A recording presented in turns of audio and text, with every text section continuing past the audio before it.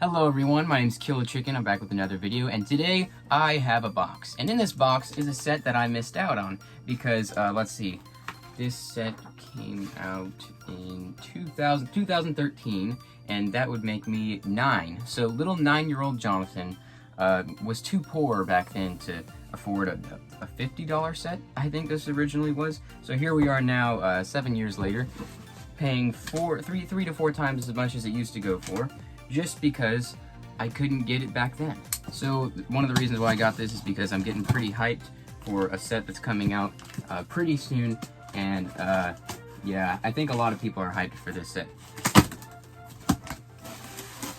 Nice. Here we are with the Lego 75004 Z-95 Headhunter.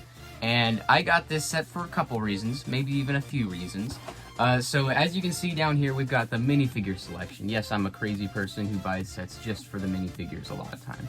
That is Pong Krell, the one guy with 4 arms with 2 double-sided lightsabers who's actually a bad guy.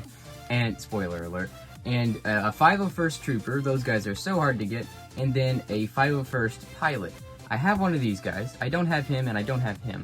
I wanted to get another one of these guys, because I only have one. And this guy I've always wanted, but he's only in this set, and like I said, I didn't get this set. So here we are, and now we have it, and I'd like to review it for you guys. As you can see, I don't like to clean up after myself. I've still got the First Order Army here, or some of it. Most of it's in this bag here. I wanted to keep some of the troops in my actual Lego collection, so I'll see if I have room for those, and yeah. I guess I'll have to get to work on that. Alright, so like I said, this is set 75004. The Z-95 Headhunter had 373 pieces for $49.99 in the US. The minifigures it included were a 501st Legion Clone Trooper, Pong Krell, and a 501st Clone Pilot. Coming around to the back, it's got a close-up of the figures, which just looks super dope. Just a different angle of the ship, and then down here at the left corner, it has some of the play features and some of the stuff that the ship can do. It also has landing gear. Here's the instruction book, and in the back, you will find a Lego Club ad, and as well as some of the other sets that were in the same wave, and of course, Lego.com, some sort of code. I'm not exactly sure what that is. Gee whiz, that was so long ago. Then you got the piece count here, and yeah, that's pretty much it. So here's the set all built up, but of course, let's first take a quick look at each one of the minifigures. Of course, let's start with the 501st Legion Clone Trooper. This is the Phase 2 version of the clone with that just really a brilliant looking helmet. I really love how that mold looks compared to how it looked in like 2007. I think they really nailed it here. I love the Clone Wars animation style that the prints have. Underneath the helmet, of course, they have the older Clone Wars style face prints, which I actually love just because they're nostalgic, and they really set apart the Clone Wars sets from the just regular sets, and I'm sad to see those go away. These guys are soon to be replaced by the new 501st Clone Legion set that's coming out later this year, hopefully in August, might be September. It's going to be nice to have and just be able to compare the two to each other. And exclusive to this set, we have the 501st Clone Pilot. He's got a pretty unique head mold. Yeah, it looks a lot different from just a regular clone helmet. I guess until you get to the back, then it looks pretty similar, but it's got a really unique look, and I really love it for that. The eyes printing looks a lot like just the regular clone eyes, which is cool to see. The subtle blue printing on the face makes it just a nice way to show him being part of the 501st Legion. I don't think the torso print is used anywhere else because of that kind of specific blue printing right there on that control box or something, whatever that is on his chest, but it looks pretty good. As far as the legs go, they don't have any printing, which kind of confuses me. I don't know why they wouldn't just make the legs with printing like similar to this, just without the blue marking on it. I don't know why they just left it blank. That's always been confusing to me, but yeah, also underneath the helmet is the regular Clone Wars clone face. And then last but not least, also exclusive to this set, is of course Pong Krell. This is the only minifigure ever made for this species.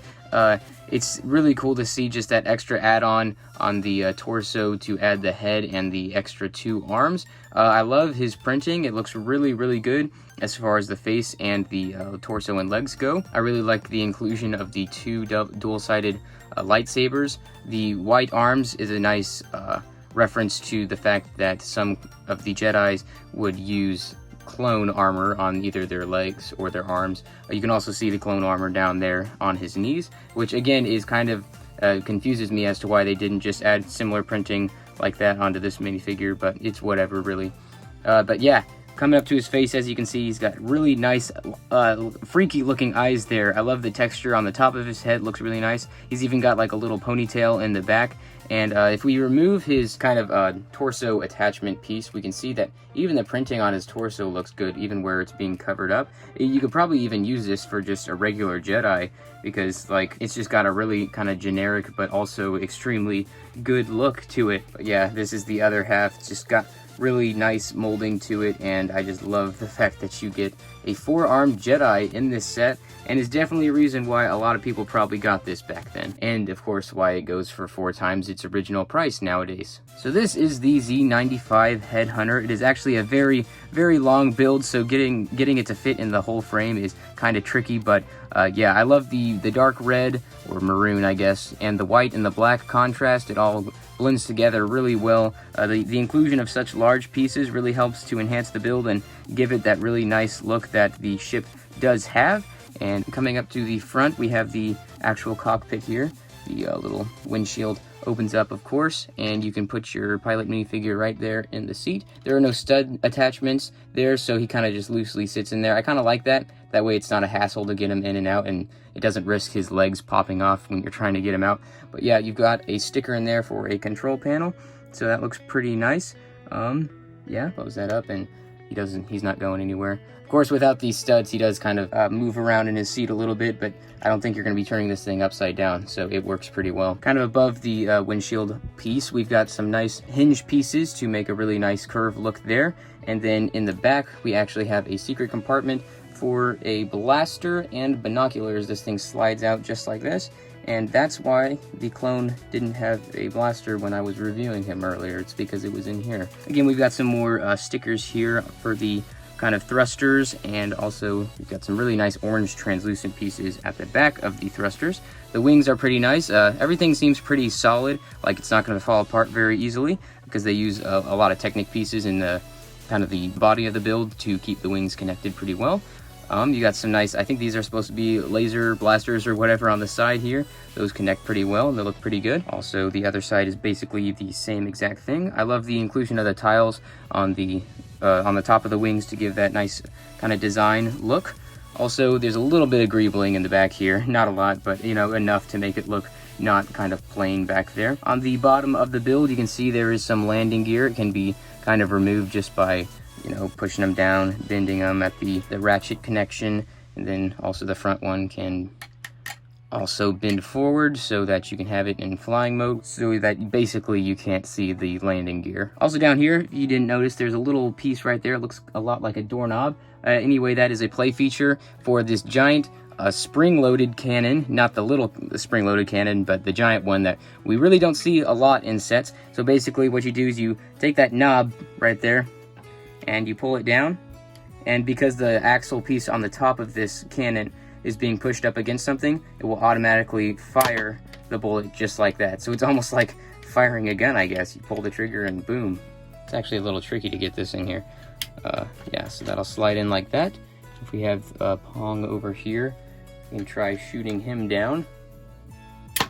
Yeah, that works really well. I really love the size of these bullets, and they're really good for taking down large groups of minifigures. Alright, so back in 2013, this was a great price. $50 for this is just really something that you wouldn't see nowadays. Like, this thing is a really huge build, honestly. It's nice and sturdy, it has a few good play features, not to mention it just looks good. You also get 3 really desirable minifigures, and getting this thing nowadays is not going to be easy. And it's also funny to think that I feel like anything like this nowadays would probably cost $70, or if they're crazy, they'd probably charge $90. But yeah, I really love this set. Normally I'd say something like I encourage you to get it, but it's really expensive now, and you can't just pick this up off the shelves. But anyway, I hope this is a kind of nice, nostalgic, and fun revisit of this really amazing set. Hope you enjoyed the video. If you did, leave a like. If you enjoy my content, be sure to subscribe. Hit the bell icon if you are subscribed to get solid notifications for every time I post a video. Stay tuned for more, and I'll see you guys next time.